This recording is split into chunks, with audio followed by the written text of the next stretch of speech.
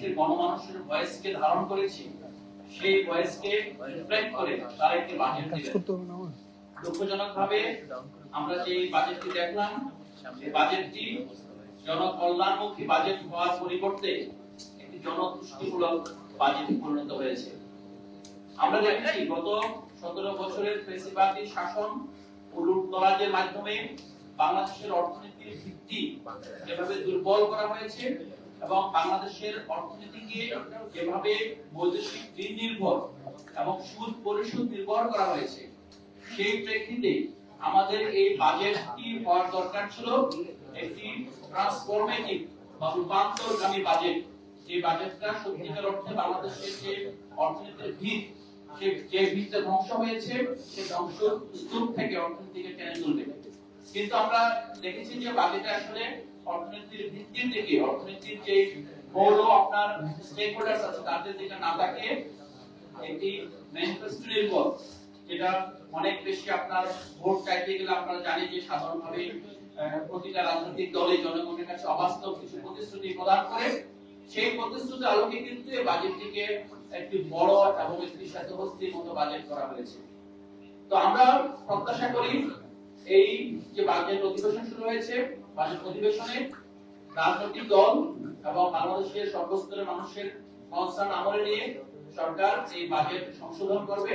সংশোধন করে সত্যিকার অর্থে অর্থনৈতিক স্থিতিশীলতা কেবল নয়, অর্থনীতিকে আগামীতে যে $1 ট্রিলিয়ন অর্থনীতিতে রূপান্তর করা এবং সবচেয়ে বড় যে বিষয় 2024 সালের যে গণঅভ্যুত্থানে যেভাবে কর্মসংস্থান, সুযোগের সমতা এবং বৈষম্যহীন অর্থনীতির ভিত্তির জন্য বাংলাদেশের আপামর জনসাধারণ বিশেষ করে তরুণ সমাজ লড়েছে, সেই তরুণ সমাজের দিকে তাকিয়ে সেই ডেমোগ্রাফিক ডিভিডেন্ড কিভাবে তার সুফল আমরা গড়ে তুলতে পারি সেদিকে তাকিয়ে যাতে একটি জনকল্যাণকামী এবং একটি রূপান্তরমুখী বাজেট প্রদান করা যায়, সেই প্রত্যাশা আমাদের থাকবে।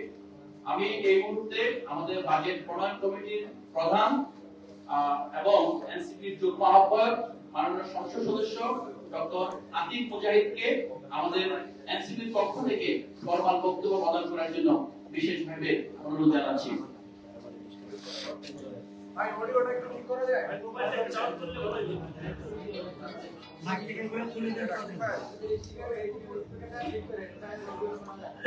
স্পিকারটা একবারই মিস করিয়ে না নামাজ প্রয়োজনে বন্ধ করে দেন, কোন তো যাবে ভাই মোবাইলটা কারে লাল কেন দি কি ব্যাপারটা বাদ করে স্পিকার ছাড়া বললে স্পিকার ছাড়া জোরে বললে স্পিকার ছাড়া জি জি খুলে দিল, দেখছেন সাউন্ড হচ্ছে। আরে না, এটা হলো ইয়াতে সাউন্ড, এগুলো সমস্যা, এটা তো ইয়াতে আপনি দেন না, ওগুলা খুলছেন কি? ভাই বলেন এটাই বলেন। আসসালামু আলাইকুম ওয়া রাহমাতুল্লাহ। আওয়াজ সর্বোচ্চ একটা প্রতারণামূলক বাজেট হয়েছে। আরো যদি অন্য কথায় বলি, এটা একটা হোয়াইট বস্তি, বড় একটা হোয়াইট বস্তি যেটা আমাদের অনেক বড় সাদা অক্ষরে একটা বাজেট দেওয়া হয়েছে, যে বাজেটটাতে জনগণের আশা আকাঙ্ক্ষার প্রতিফলন ঘটায়নি, বরং আমরা জনগণের হতাশ এবং আমরা উদ্বিগ্ন প্রকাশ করতেছি।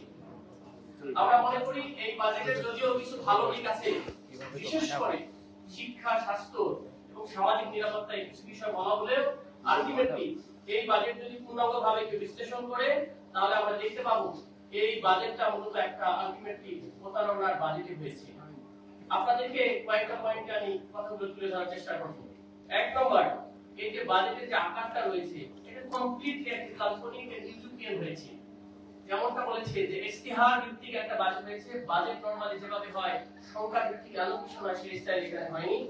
এবং এখানে আমার মনে হচ্ছে যে এত বড় বাজেট দিয়েছে 9,38,000 কোটি টাকা।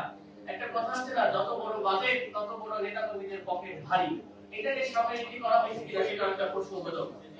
কারণ হচ্ছে একবারে 18% বাজেট করেছে গত বছরের তুলনায়, এবং যেখানে এরকম একটা ভঙ্গুর অর্থনীতি আমরা উত্তরাধিকার হয়েছি এবং একটা নিম্ন অর্থনীতির মাঝে আমরা এরকম একটা কাল্পনিক বাজেট আমরা বাজেটের উচ্চগার জনগণের সাথে এটা একটা অন্যরকম বিষয় ঘটেছে।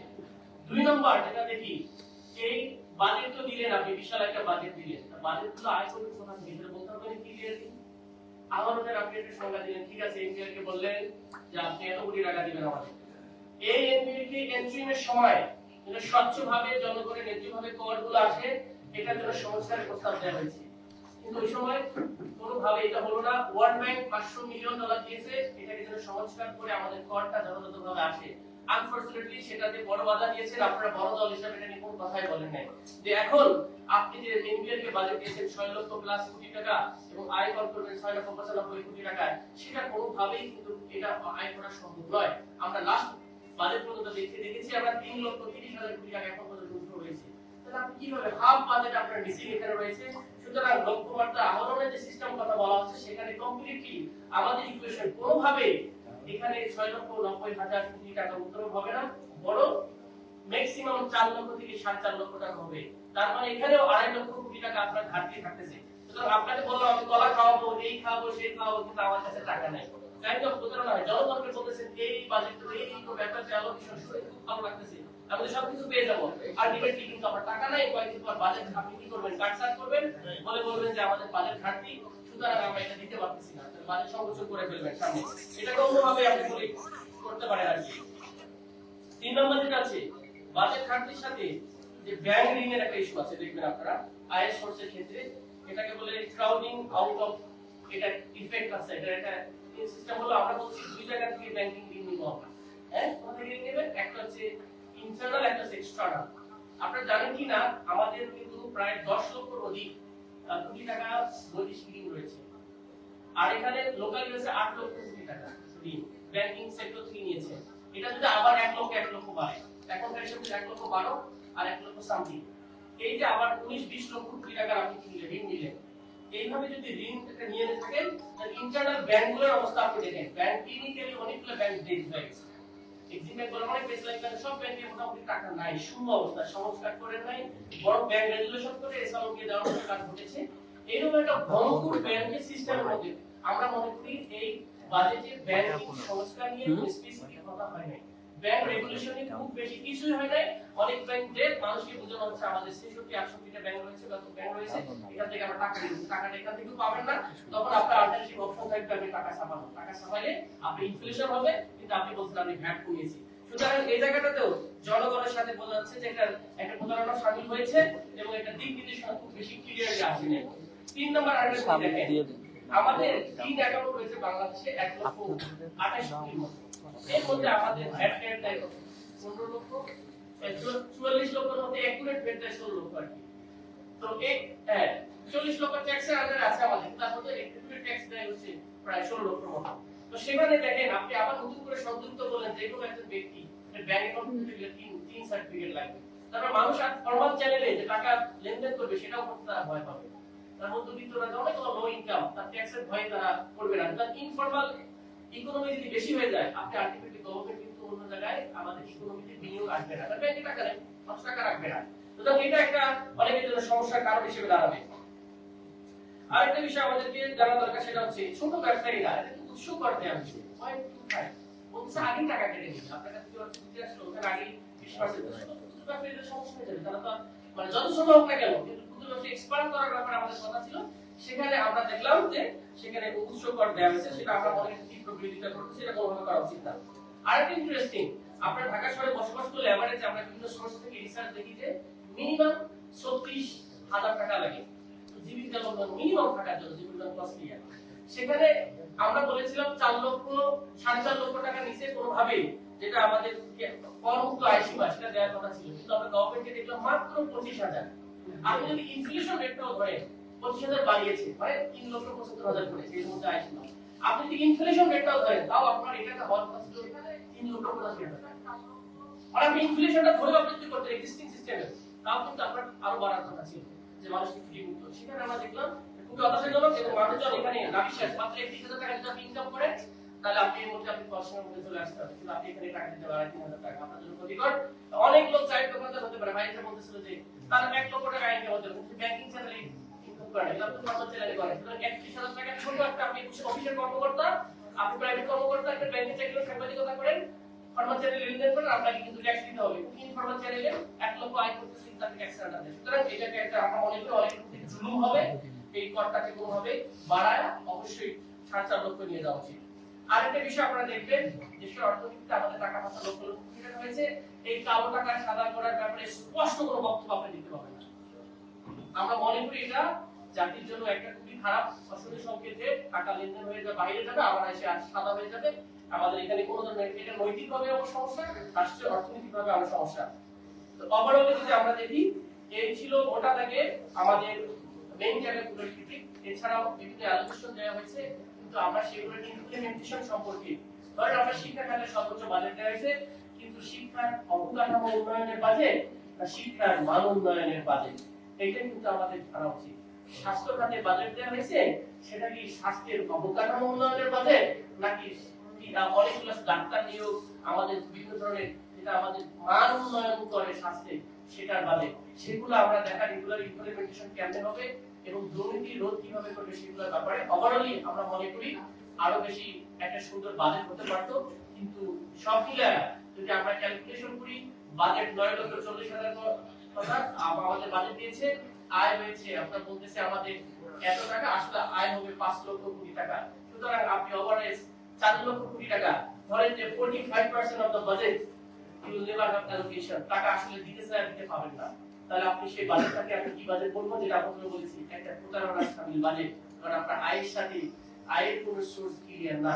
সব মিলে আমরা এসপির পক্ষ থেকে মনে করি জুলাই পরবর্তী বাংলাদেশের একটা চমৎকার বাস্তবসম্মত বৈষম্যহীন একটা বাজেট হওয়ার কথা ছিল, সে জায়গায় একটা ইস্তেহার নির্ভর মানে পাপা বলি সর্বস্ব একটা বাজেট হয়েছে। আমরা এই বাজেটের তীব্র সমালোচনা এবং প্রতিবাদ জানাচ্ছি। সবাইকে ধন্যবাদ।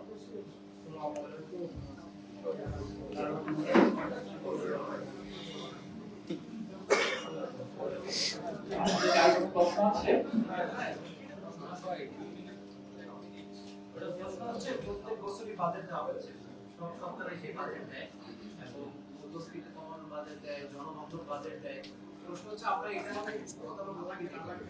কিন্তু বাজেটের নিম্ন আয়ের মানুষ যারা মুদ্রাস্ফীতি বুঝে না, তারা শুধু বুঝে বাজারের সবকিছু জিনিসের দাম বেড়ে যাচ্ছে এবং হচ্ছে তাদের আয় কমে যাচ্ছে, ব্যয় বেড়ে যাচ্ছে। আপনারা যদি সরকার ধরে নেন আপনারা হয়তো ৬০,০০০ দিয়েছেন, তাহলে এই বাজেট কিভাবে বাস্তবায়ন করতে, এই খেটে খাওয়া মানুষদের জন্য আপনারা কি করতে? ধন্যবাদ। আমাদেরকে একটা বিষয় মাথায় রাখতে হবে যে কখনোই একটা বাজেট পুরো অর্থ ব্যবস্থা পরিবর্তন করতে পারে না, কিন্তু প্রতি বছর যদি গতানুগতিক বাজেট হয় তাহলে কিন্তু আমরা যে ট্রান্সফরমেশনটা চাই ট্রান্সফরমেশনটা কখনো পাই না। আমাদের মূল জায়গাটা কি যে আমাদের যে গরিব মানুষের কথা বলছেন, যদি সমাজের যারা নিম্ন আয়ের মানুষ তাদের কর্মসংস্থান না বাড়ে এবং তাদেরকে শুধুমাত্র যদি সামাজিক সুরক্ষা খাতের আওতায় বাড়ায় তাহলে কিন্তু অর্থনীতির ভিত বাড়বে না। আমরা ইতিমধ্যে প্রস্তাব দিয়েছি, আমরা এসসিবি খাতের উন্নয়নে আমাদের বিশেষ পরিকল্পনা আছে, নিম্ন আয়ের মানুষকে কিভাবে স্বকর্মসংস্থান নিয়োজিত করা যায় সেই বিষয়ে আমাদের পরিকল্পনা ইতিমধ্যে দিয়েছি। আমরা যদি এখন এরকম একটা বাজেট দিতাম, আমাদের বাজেটে সবচেয়ে বেশি গুরুত্ব পেত কর্মসংস্থান বৃদ্ধি, সবচেয়ে বেশি গুরুত্ব পেত নিম্ন আয়ের মানুষের আয় বৃদ্ধি এবং প্রকৃত মজুরি বৃদ্ধি, এবং সবচেয়ে বড় যে ইন্টারভেনশন থাকতো আমরা একটি আপনার যেটা বলে ইউনিভার্সাল আপনার জাতীয় মজুরি কাঠামো, যেটা সর্বনিম্ন জাতীয় মজুরি কাঠামো আমরা একটু বাস্তবায়ন করব। আর কোনো প্রশ্ন নেই।